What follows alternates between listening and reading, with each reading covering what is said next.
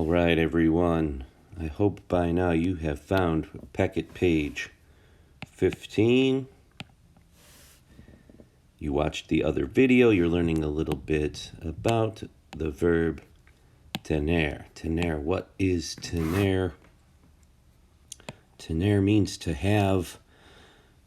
We use this for possessions. Talk about family members that we have. So we don't have class today. We also use this for age. All right, so let's take a little closer look at the conjugation of tener, because tener is another irregular verb. Like ser, it doesn't follow a perfect pattern. However, it does follow a logical pattern. So first, let's look at the singular forms. Yo tengo. Tú tienes. Usted, él, and ella tiene. So this is an ER verb. It's also a verb that contains a stem change. All right, but it has ER endings OSE, which follow the logic of all of our verb conjugations so far. On the plural side, nosotros tenemos, we have. Vosotros, y'all, in Spain only. Tenéis. Not going to need to use that one, are we? And then ustedes, ellos, ellas, tienen. All right? So again, this is de verde. This is an ER verb. We will be learning ER verbs soon enough. The ER verb endings present here, o, es, hemos, es, en. However, tener also has a bit of a stem change. Like ser, we see some irregularities in other parts. With this one in particular, it occurs here, aquí y aquí. Tienes, where we normally find an E, it changes to an IE. Tiene. Y también aquí, tienen. All right? Instead of E by itself, this E changes into an IE. We call that a stem change. Anyway, not important that you know the term stem change, just important that you conjugate correctly. For example, ellos tienen, and we're copying that right off the chart, right? O nosotros, nosotras tenemos, right? We see these right on the chart here.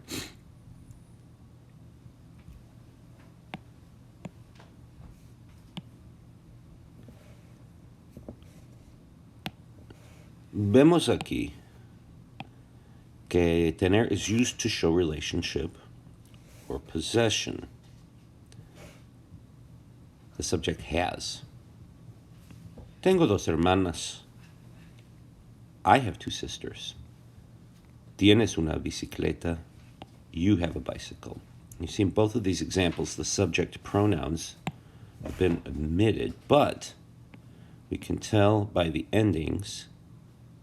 The implied subject, yo tengo dos hermanos. Tú tienes una bicicleta. Aquí, all these are yo. Goes on to say that tener is used to express age. Well, we know that already, but also certain conditions that the subject has, including hunger, thirst, and more, much more. So these are conditions you have. Now in English, it would sound a little awkward to say I have hunger. I have thirst is a little less awkward. However, in Spanish and other European languages, having these conditions is fairly normal. Right? If we look at German, we look at French, other languages where you have a condition, like you have a pencil or you have a sister. These need to be memorized. Hambre, fortunately. Hunger. It sounds like hunger. It's spelled similarly. Sed, with thirst, not so much. I will post a Quizlet set which will help you memorize these and the conjugations. All right, so we go ahead and look at activity B.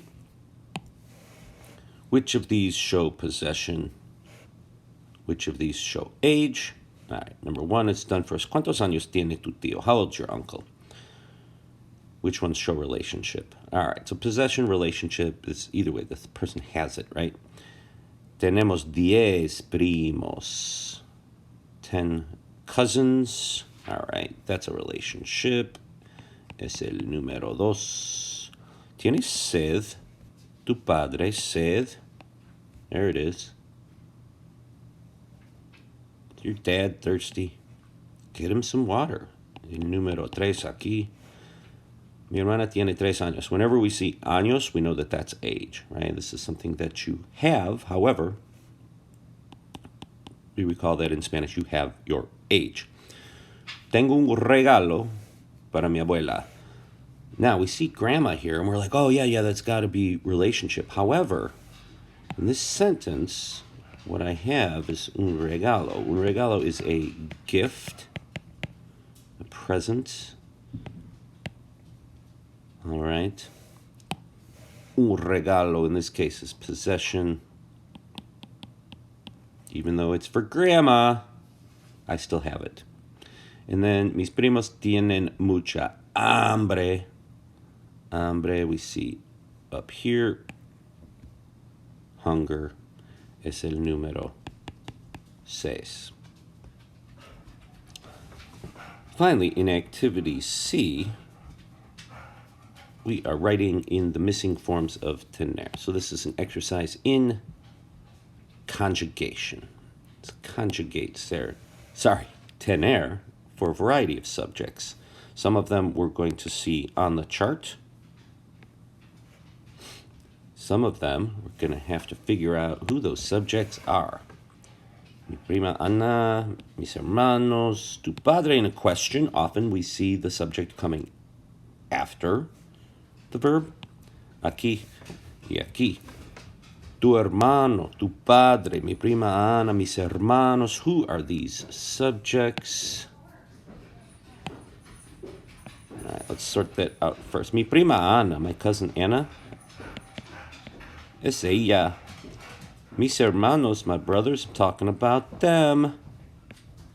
Son ellos. Tu padre, your dad. Él. Tu hermano, your brother.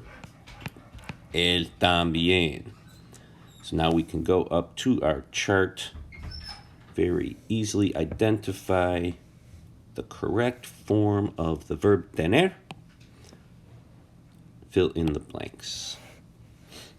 Mi prima Ana, ella, aquí está, tiene 11 años. Yo tengo, there's un regalo again, a gift. Should put that on the Quizlet set, maybe with birthday. Mis hermanos, they are really hungry. They have a lot of hunger. Ellos tienen, that plural, third person plural ending there. Nosotros hay 3 gatitos.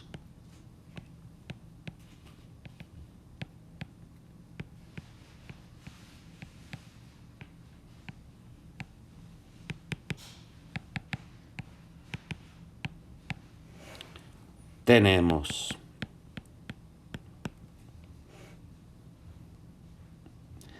En español se escribe miau. ¿Cuántos años tiene tu padre? How old's your dad? I bet I'm older.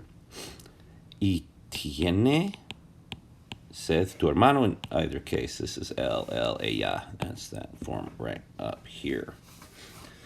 Now, you will notice the next 2 pages are not numbered. All right, this is part of your assignment for today. These are not numbered. This is you can't see it on mine. This is a special tener section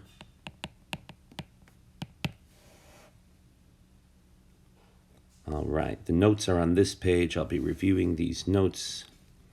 Y'all are going to complete the following page as part of your assignment, and then there is a 20-point Google form. You want to make sure that you are completing all aspects of this assignment. Esta persona tiene una rosa. Es una rosa. Una rosa. En este caso, ella tiene una rosa en las manos en la foto. Now let's go ahead and complete the notes along with me. We are just conjugating. Make sure we are spelling correctly. Yo tengo. Tú tienes, like the garden gnomes in the previous video. That was fun, huh? On the plural side, tenemos. Tenés, that's incorrect. Tenés, there it is. And then aquí, tienen. Make sure of a couple things. ER endings. O, es, hemos, es, and accent mark is here over the E. También, stem change, no ocurre aquí. Sí ocurre aquí. Tengo, tienes, tiene. Tenemos, tenés, tienen. All right, tiene una rosa. You don't need to write that down. The notes. Tener. Tener is used for possession. All right.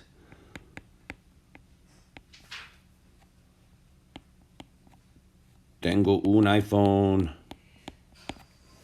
All right, we also use this for relationships. Tenemos un perro, pets, relatives. I have, we have. What do we have? All right. Remember, when you have one of something, una en una, right? We also use tener to express age. Ella tiene 14 años. All right, make sure you are spelling this correctly. Also, make sure that you learn or relearn your age, are able to spell and say that.